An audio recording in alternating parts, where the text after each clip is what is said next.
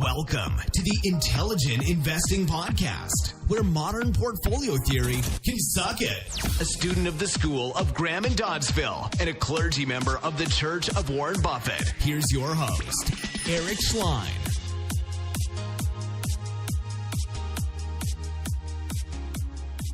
Hi, this is Eric Schleien. You're listening to the Intelligent Investing Podcast. We have back on Jan Svenda today. Welcome, Jan, back to the show. As always, it's my welcome as well. Very glad to be back. All right. So what obscure company do you want to talk about today? Well, the one that I selected for today's episode is actually Conair, ticker symbol CNGA. I've written about this company for my newsletter, and I've kind of been following it since then, and it's been an interesting opportunity. Okay, sounds good. So I'm going to pretend I know nothing about this company because this is actually one of those ones I actually do know a little bit about. For full disclosure, me and clients are shareholders in this company. And Dan Schum as well. Oh, yeah, and Dan as well. But sure. Anyway, I just wanted to get that out of the way. And also, it's very, very thinly traded company, not a lot of volume. So if you do decide to place an order, please use limit orders and don't buy a stock just because you heard it on my podcast. Do your own research. Okay, let's get that out of the way. Sure, Go ahead. Sure. No, that's been a great disclosure as well, because actually the limit orders kind of define the opportunity itself. So I found it. I found the stock maybe in around 2018, and then wrote about it in August of that year. And essentially, what brought me to it was, first of all, the valuation, and secondly, the business was just straightforward. Did you hear about it before Dan wrote about it? I'm not sure when was the first time that I found CNGA, but I think it was before, because actually one of my early searches were for the limited information companies, Gotcha. And CNGA is one of the few that is out there. Yeah. So it's a special search that you can do, and you can find these kind of limited information companies, which is like 100 of them or something like that on the OTC market. Right. Yeah, and so so I looked into it, and I liked the valuation, I liked the business, and then I also like the trading patterns, actually, because if you look into it, you said rightly that it's thinly traded, but you have these spikes that actually allow you to kind of profit if, of course, your portfolio is not that large, but it could be actually an interesting trading opportunity as well. So that's why. Let me ask you something. So before this company started filing, how did you get information on the business? Well, before I didn't. So okay. I knew that they started in 2017, and I did not know about the company before they started filing. No. Got it. Okay. Got it. What I meant by the limited information is that the triangle thing on OTCmarkets.com, if you know what I mean. Oh, not the skull and crossbones. No. So what I mean is that there is a designation for OTC, for CNGA right now, that is essentially triangle, says limited information, and if I'm completely correct with the name of the designation, and that and this disclosure can be found through the search on OTCmarkets.com. No, I see it right now. There's all these different tiers that OTC ranks. Yeah. But essentially, you can find companies that file the same type of information as CNGA through a search, and that's how I found them. Yeah. So before I didn't know, before they filed in 2017. Okay, so anyway, you discover this company, and let's.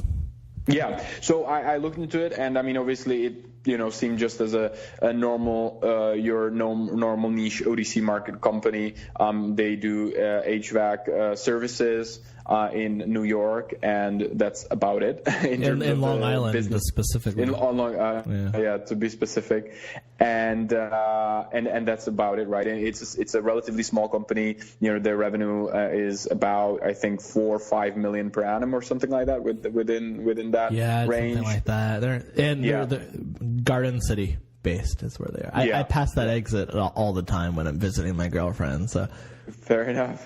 So you can actually check out the facilities yourself. There's actually 2 OTC companies that I pass on the way. So yeah.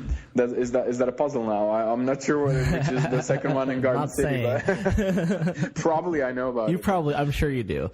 Yeah. And it's even smaller than Conair. That's the hint I'll leave you with. Okay, fair enough.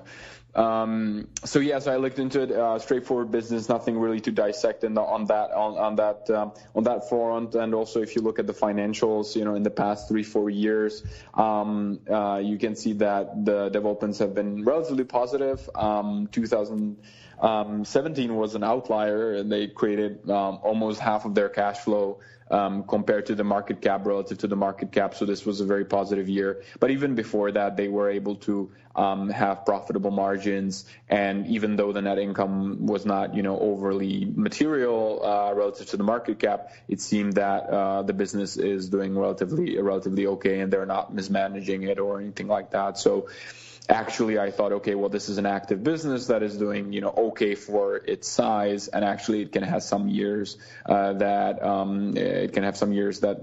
actually produce meaningful free cash flow, which is obviously the most important thing in an active business. So that's what I liked, and why I kind of said, okay, let's look into it, a bit more.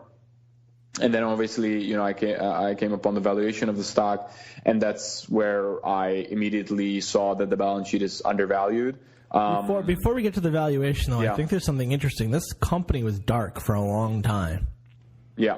And then all of a sudden, they decided to start filing financials. And if you remember, I said I wasn't going to talk about the company, but look, I can't help myself.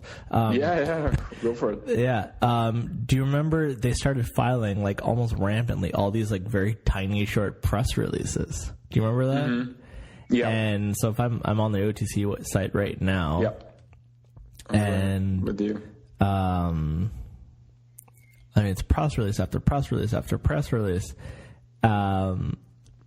And it also seemed like the timing was interesting because they announced that they were going to start building out this franchise business.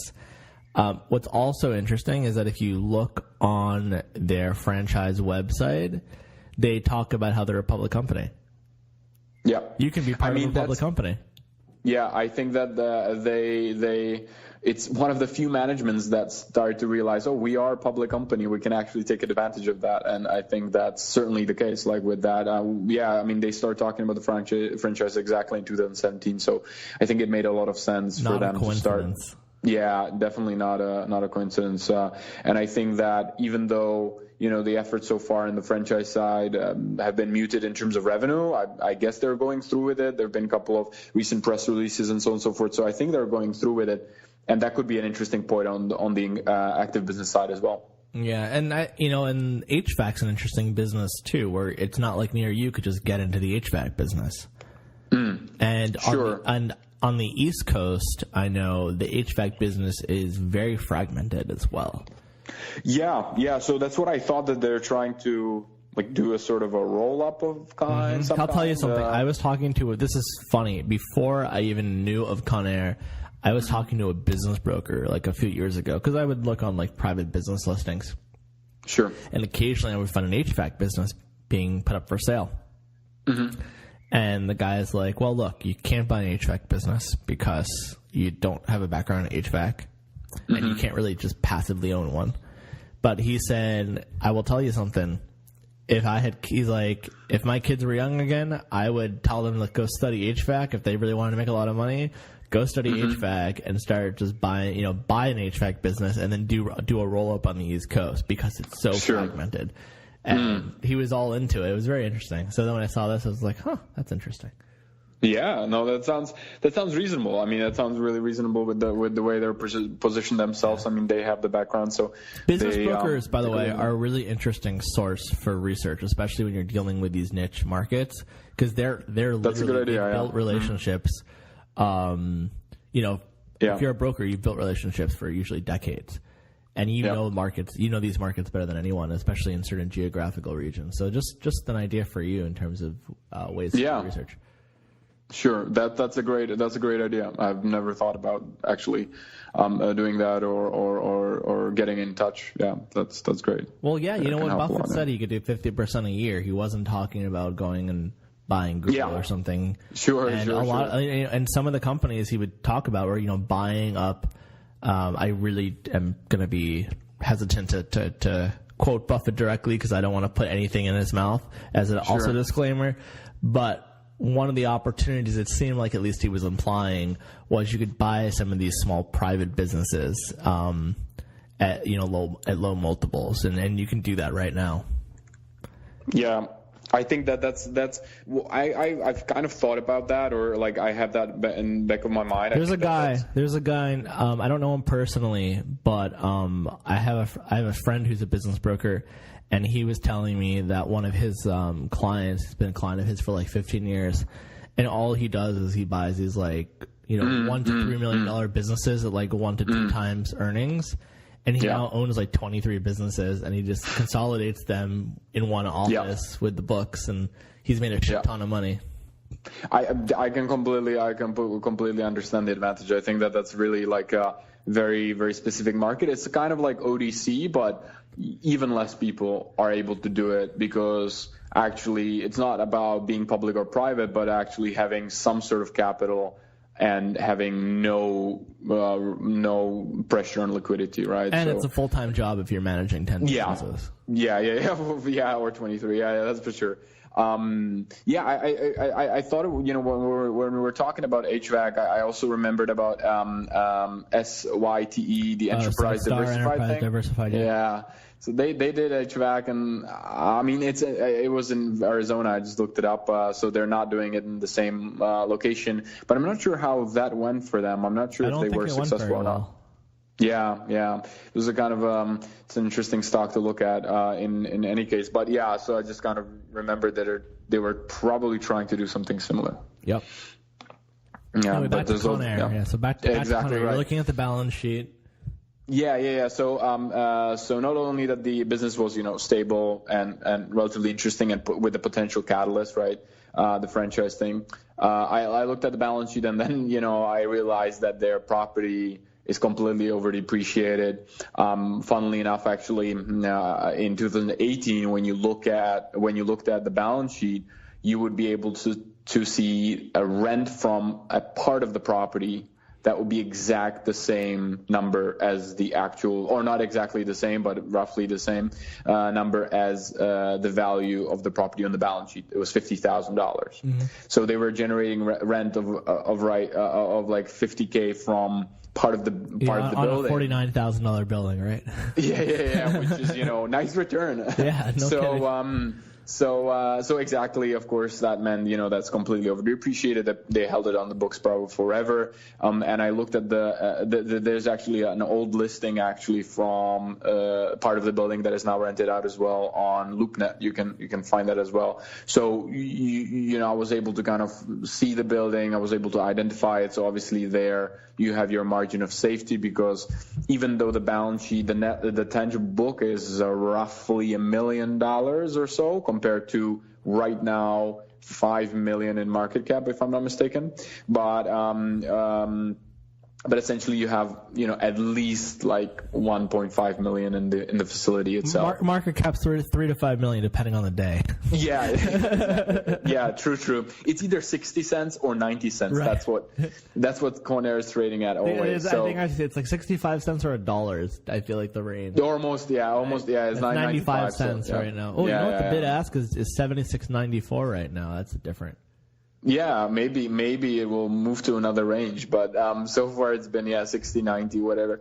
So it's either 3 or 5 million. If you're getting it at 3 million, which is actually very possible. I mean, obviously the volume is not the greatest, but there were times when it was trading quite well. So there were times that you could buy certainly some, and you would be able to get it like roughly 3 million. There at that point, you would be getting probably the liquidation value of the business. Which is not reasonable at all, of course, because you get an active free cash flow connected to it. So on that 3 million balance sheet, you are getting, let's say, 300,000 in a year, which kind of is the number that they did in 2018 or whatever. It was slightly less than that, but so you are getting your yield on the free cash flow as well. So it's not like you would be buying dead assets. So I think that, at that time, and I did write about it when it was 60 cents, then it makes complete sense. You have a active business that's straightforward, unlikely to completely, die out, and with a possible catalyst of actually increasing revenues. And then you have the balance. Explain that. That's for the franchise, right? Yeah, exactly right. So, even if it doesn't happen, actually, it's not that big of a deal because you're still left with a profitable business. There might be some fluctuations, but at the end, they are running at a profit. And if the franchise happens, then of course you can have increasing revenues, which, who knows what would actually end up being the free cash flow, but in the end, increasing revenues will push up the share price because it's just a larger business by itself. So that would be certainly positive. And then you're really backed with the balance sheet, which makes a lot of sense. And it's very easy to analyze. And you can see that it's completely over depreciated. And so therefore that balance sheet asset value is not right. Yeah, I mean, if they're successful with this franchise business, it's going to be worth a lot more than 65 cents. Yeah, sure. That would make complete sense. Or 95 for what it is. Yeah, sure. I would say that is a fair play. And I think that in the end, I mean, it's a family-owned business, so I personally have not talked to the management. So there is that fact that they hold over 80% of the company. But since they are active, since they've been putting out the press releases, and since they probably want to grow the business, I would not be afraid of the minority shareholder interests either. You should call them. Yeah, I should. All right. Anything else about Conair? I think that's it from my end. I think that as it goes in the OTC line, it's just relatively easy to most of the time it's relatively easy to analyze. And I mean, if you could do a Google search, you're not even gonna find 15 pieces of news that are worth researching. So actually, it's just if you do a Google search, you'll find hair straighteners. Yeah, that's yeah. Unfortunately, Conair Corporation also is another company that is completely different. Yeah. But I think that's it's one of those straightforward companies that might eventually be worth something more. Or maybe an HVAC business buys them at some point. Possible. Yeah. I don't know. I think that. Yeah, as long as the family is happy to grow the shareholder value, then for sure. Yeah. All right, Jan. Well, this was interesting. Sure. Well, interesting and simple for these. Yeah. I mean, sometimes it can be really, really simple in the OTC line. Yeah. All right, great. Well, hey, Jan, have a good evening where you are, right? Yes, exactly right. And thanks for having me again. Yeah, of course. Well, have a good night. Yes, sir. All right, take care. Thank you for listening to the Intelligent Investing Podcast with Eric Schleien. If you'd like to connect with Eric for questions, comments, feedback, ideas, or to inquire about being on the show, please contact Eric at intelligentinvesting@gmail.com. So, in the words of Charlie Munger, I have nothing to add.